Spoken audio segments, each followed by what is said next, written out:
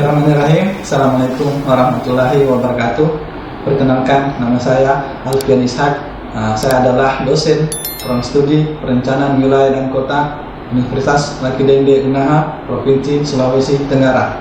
Pada kesempatan ini, saya akan menjelaskan tentang teknik pengajaran saya dengan menggunakan metode DAI, yaitu Delivery, Interaction, dan Assessment, pada salah satu mata kuliah yang saya ampuh, yaitu perancangan kota, di mana mata kuliah perancangan kota ini merupakan mata kuliah wajib yang didapatkan di semester ganjil dengan bobot 3 SKS. Berikut ini saya akan mendeskripsikan terkait dengan mata kuliah perancangan kota, yaitu mata kuliah yang memberikan keilmuan kepada mahasiswa secara kritis menganalisis konsep, ide, dan teori yang membentuk perancangan kota dalam konteks global dan isu-isu kedaerahan berdasarkan lingkungan global dan lingkungan sekitarnya, serta bahwa perancangan kota merupakan pembentuk ruang publik yang dipengaruhi oleh politik, sosial, dan ekonomi.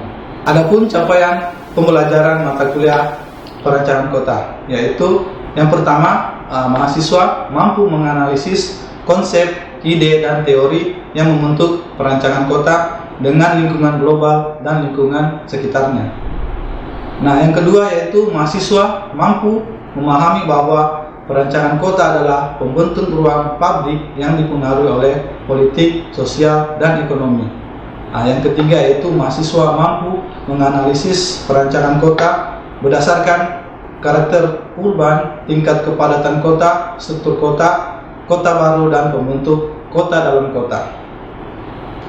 Nah, berikut ini materi pembelajaran yang saya akan berikan kepada mahasiswa, yaitu yang pertama yaitu pendahuluan, yang kedua konsep dasar perancangan arsitektur dan perancangan kota, nah yang ketiga struktur kota dan keanekaragaman penggunanya, nah yang keempat konsep kepadatan dan tipologi kota, yang kelima pendekatan kebijakan dan politik di dalam perancangan dan tata kota.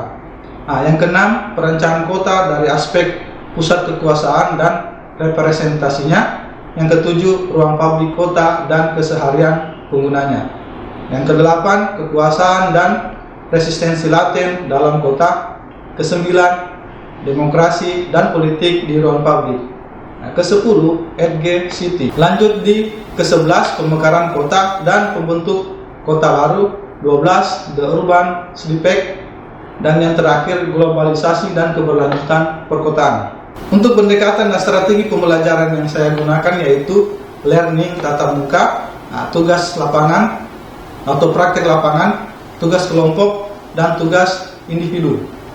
Nah, untuk di learning class atau tatap muka yaitu untuk menanamkan pemahaman dan kemampuan penguasaan materi ketika pembelajaran sedang berlangsung, kemampuan mengungkapkan gagasan atau ide yang inovatif, dan berbagai fenomena yang menyangkut dengan terkait perencanaan kota. Untuk praktik lapangan yaitu untuk memperkenalkan secara langsung kepada mahasiswa terkait metode dan teknik proses perencanaan pembangunan secara partisipatif. Pemberian tugas kelompok yaitu untuk menanamkan kemampuan penguasaan materi dan kerjasama dalam teamwork terhadap pemecahan suatu masalah perencanaan kota yang berbasis tugas maupun kajian di lapangan.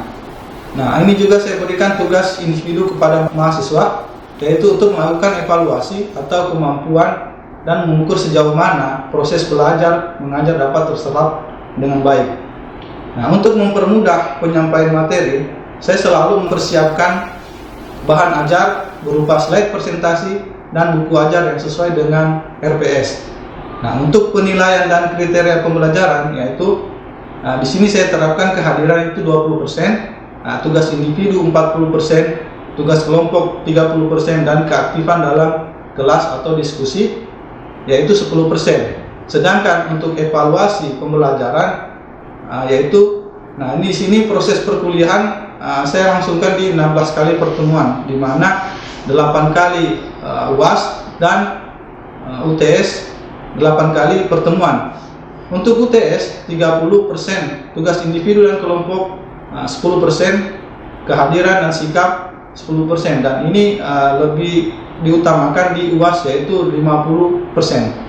Berikut ini saya akan tampilkan video proses pembelajaran mata kuliah perencanaan kota, dan kita saksikan video materi berikutnya. Bismillahirrahmanirrahim. Assalamualaikum warahmatullahi wabarakatuh. Waalaikumsalam warahmatullahi wabarakatuh. Alhamdulillah, bersyukur kepada Allah Subhanahu wa taala karena dengan kesempatan ini kita masih diberikan kesehatan sehingga kita bisa hadir di acara perkuliahan hari ini. Salawat dan salam tidak lupa kita diberikan ke Nabi Muhammad SAW. Nah, kemarin kan sudah di pengantar terkait dengan perencanaan kota. Kali ini kita masuk di pembahasan perkuliahan dengan perencanaan arsitektur dan perencanaan kota. Nah, di metode pembahasan kita kali ini yaitu ada kota, perencanaan kota, lalu perencanaan arsitektur dan perencanaan kota. Nah, kita terlebih dahulu coba mengidentifikasi terkait dengan pengertian kota itu. Ada yang tahu dengan ciri-ciri terkait dengan kota? Dia kota itu menggambarkan apanya? Kota itu menggambarkan banyaknya bangunan dan penyediaan jasa. Oh ya, baik. Jawaban yang lain ada? Suatu wilayah, terus suatu wilayah yang memiliki jumlah penduduk padat. Ya, oke.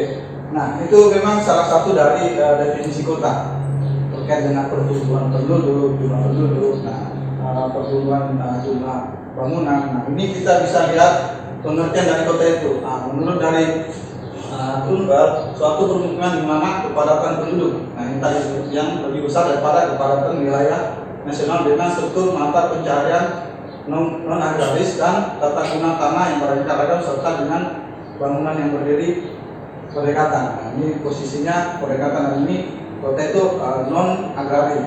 Nah, di Max Branch mengatakan juga kota yaitu area terbangun dengan struktur jalan, nah, suatu permukiman yang terpusat pada suatu area terbangun dengan kepadatan tertentu yang menggunakan sarana pelayanan penduduk yang lengkap dibanding dengan kebutuhan perdesaan. Nah, perbedaan antara desa dan kota ini jelas terlihat. Nah, ini kita bisa lihat klasifikasi definisi kota. Nah, kota itu berdasarkan dari, nah ini tadi ukuran penduduk, dikatakan itu kota metropolitan, yaitu kota yang besar dan kota kecil. Dilihat dari dengan fungsi kotanya. Nah, ini fungsi kotanya ini beragam. Dia misalkan dari wisata, pendidikan maupun industri. Nah, dari kedudukan dan statusnya biasa kelihatan dari tingkatannya, ibu kota provinsi, kabupaten maupun kecamatan. Nah, ini kriteria kota menurut Ardo. Nah, ini dia dari ukurannya. Memang ukuran pasti kota menggambarkan pasti besar ya. Nah, memiliki suatu tempat di mana, nah di sini orang kota itu tinggal dan bekerja di situ. Nah, itu mencirikan bahwa itu merupakan suatu kota. Terus memiliki jumlah fungsi kota. Nah, ini fungsi-fungsi kotanya itu mendukung seperti pasar, pemerintahan, nah, pusat militer, keagamaan, dan pusat kegiatan intelektual. Intelektual itu seperti apa ya? Sekolah, kampus. Nah, ini masuk dalam biasanya ada semua terdapat di kota. Nah, di kota juga masyarakatnya itu heterogen dan bertingkat-tingkat. Nah, maksudnya bertingkat-tingkat itu apa? Terus bisa tingkat itu ada kondisi ekonominya. Nah, ada yang sosial, ada yang taraf ke atas, ada yang menengah ke bawah. Nah, serta adanya perbedaan dalam masyarakat tersebut. Nah, itu juga bukan dari ekonominya, budayanya juga, sukunya itu masuk dalam kota tersebut. Nah, ini kota itu ada dua, terbentuknya kota ada dua, dia dari alam maupun buatan. Nah, dari alam itu biasanya terbentuk kota itu karena ada aktivitas tambang, pertanian, pariwisata, alam, itu terbentuk dengan sendirinya. Namun ada juga kota yang terbentuk dengan buatan atau campur tangan manusia. Nah, ini menunjukkan aksesibilitas yang tinggi. Nah, banyaknya jaringan sarana dan prasarana ditunjukkan dengan rel kereta api, pelabuhan maupun bandara. Nah, ini ada beberapa tahap perkembangan kota. Awalnya di tahap pra-industri, itu di 1870. Nah, cirinya itu memang awalnya dia kegiatan agrikultur, pertanian. Nah, ini pengolahan hasil pertanian. Di awal dari mulanya terbentuk kota itu. Terus beralih ke tahap peralihan industri. Nah, industri baru, tenaga kerja meningkat, perkembangan sektor transportasi dan muncul individual kapitalis. Nah, yang tahap selanjutnya itu sudah masuk di tahap industri, yaitu tahunnya 1970 sampai 1920. Nah, ini kita masuk di perencanaan kota. What, where, when, who. Apalagi what? Apa? Where? Di mana? When? Kapan? Who? Siapa? Who? Bagaimana? Nah, ini kita akan coba mengidentifikasi dari kelima pertanyaan ini. Kalau what apa? Apa itu tata? Apa itu penataan? Apa itu perencanaan? Perencanaannya yaitu suatu proses yang keberlanjutan sebagai antisipasi dan persiapan menghadapinya perubahan-perubahan yang terjadi di masa depan. Nah, where? Di mana? Nah, ini kelihatan bahwa di mana yang akan kita rencanakan suatu wilayah itu. Nah, di mana juga kita akan rencanakan transportasinya. Terus landscape, tapak dan kota tersebut. Nah, ini pertanyaannya di mana yang harus kita. Nah, when, never end. Ada yang bisa telah dari kata when, never end, dari kata bentuk kota tidak akan pernah selesai. Ini yang dalam pikiran kalian, apakah benar atau salah ini? Bentuk kota tidak akan pernah selesai. Benar. Ya, karena kota itu tidak akan berhenti sampai di situ. Nah, kota itu akan terus berkembang dan berkembang sejalan dengan kehidupan ekonomi, politik, penduduk. Ya, ini. Nah, who siapa? Siapa yang akan merencanakan kota itu? Nah, kembali lagi siapa lagi kalau bukan masyarakatnya? Mungkin sampai objek pasti yang merencanakan itu masyarakatnya. Kan kembali ke instansinya, mana yang akan merencanakan sebuah kota. Biasanya di secara lingkup luas itu dia di dinas tata kota.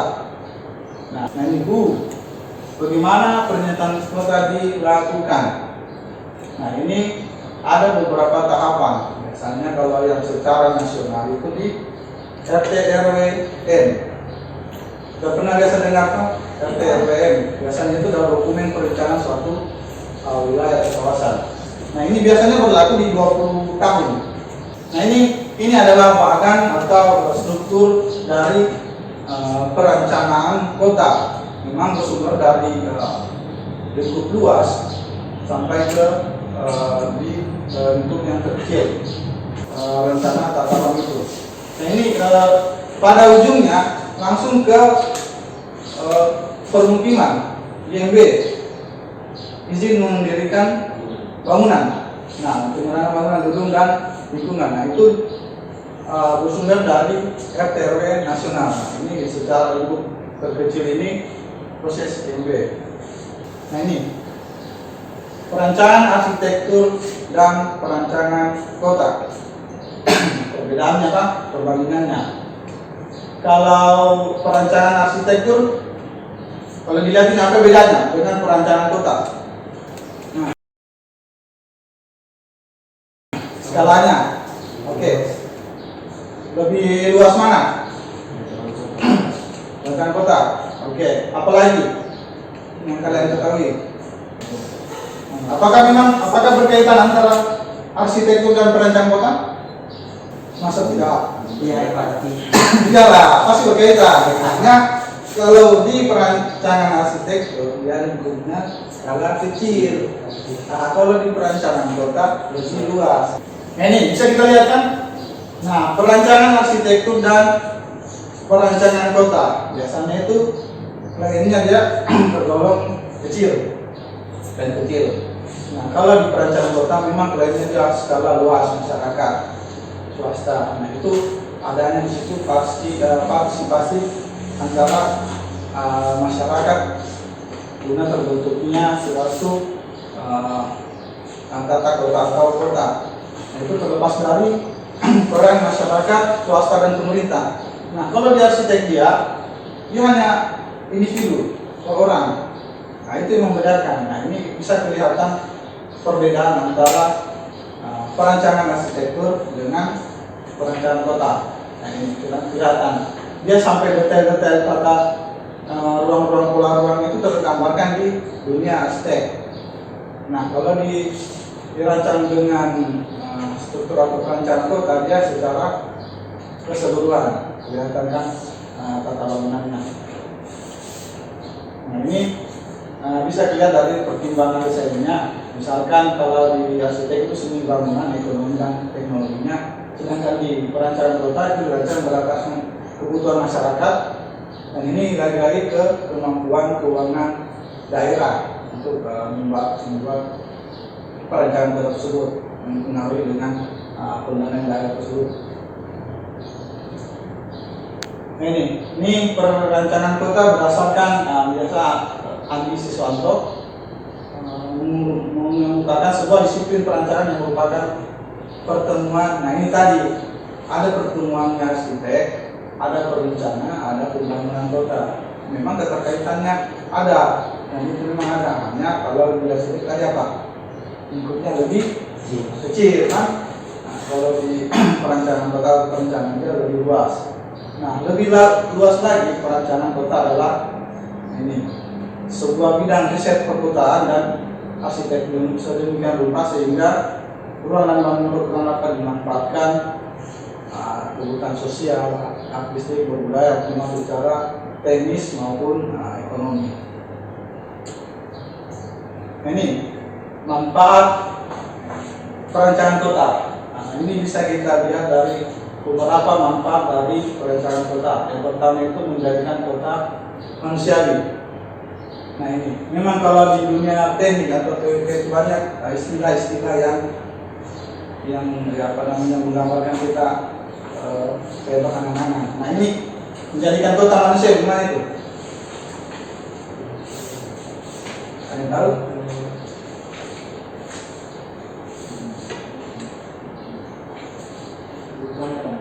Nah, ya selain dengan kebutuhannya yang dibutuhkan oleh manusia, kenapa juga kota itu memang harus nyaman untuk manusia tinggali. Nah, itu namanya manusiawi. Kecuali kalau tidak nyamannya manusia tinggal itu bukan dikatakan kota lagi, mungkin bukan. Oke, yang berikutnya menghubungkan bentuk kota dengan setting alam. Nah, ini tidak terlepas dari kaitannya dengan alam dan sekitarnya itu dari kota tersebut. Nah, itu memberikan pusat-pusat baru pada urban pabrik. Nah, itu dengan adanya kota bisa lagi dibentuk kota-kota yang di sebelahnya terpengaruh dengan kota yang pusat kotanya itu adanya urban pabrik. Nah, itu manfaat berikutnya menggabungkan dengan serasi yang monumental dengan yang biasa. Dengan sifat yang monumental dengan yang biasa itu tergabung dalam suatu kota tersebut. Nah, diciptakan situs vokal. Situs vokal itu beberapa kayak situs-situs sejarah adanya dalam kota biasa tergabung dalam kota tersebut.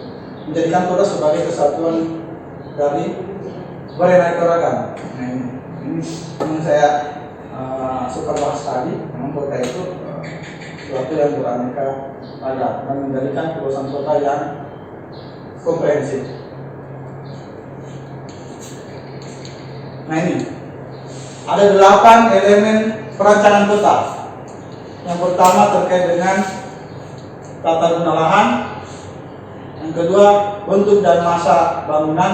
Nah, ini bisa kita lihat bentuk bangunan itu kan bermasa kalau di kota. Kita juga harus memperhitungkan dengan lingkungan dinas sekitarnya. Nah, kita tidak hanya membangun kota dengan begitu saja, kita juga harus menjaga lingkungan sekitar di kota tersebut. Nah, ini teknik dasar perencanaan kota. Ada yang bersifat terbuka, teknik transportasi dan jaringan modal. Nah, yang terbuka dasar oleh jaringan ruang terbuka di pusat kota. Bukan di mana harus membangun, tapi di mana tidak membangun. Jadi untuk membangun itu diperlukan juga kaidah-kaidah disiplin lingkungan atau sebuah dokumen perencanaan. Bukan hanya membangun begitu saja, harus disesuaikan dengan kaidah atau ketentuan dari pemerintah. Yang berikutnya itu terkait dengan transportasinya, yang mana bisa menghubungkan antara jalur transportasi kereta api, mobil, kapal maupun pesawat terbang. Yang berikutnya itu teknik jaringan modal dasar oleh koordinasi rencana anggaran belanja kota terkait dengan pembuatan jalan, utilitas maupun bangunan pabrik. Seperti yang kita ketahui, di dalam perkuliahan pasti ada dengan namanya tugas. Nah, ini saya akan membagi tugas untuk kalian dan itu akan dikumpulkan minggu depan. Dan di mana materinya yaitu kawasan revitalisasi, kota hijau, dan kota pusaka. Nah, ini kalian saya akan buat per kelompok. Mungkin dalam satu judul ini kalian itu dua orang, yang mana yang akan bahas revitalisasi, kota hijau dan kota pusaka. Nah, ini dikumpul di minggu depannya. Minggu depan. Nah, ini saya mau melihat bahwa keaktifan kalian dalam bekerja teamwork. Nah, sejauh ini ada pertanyaan?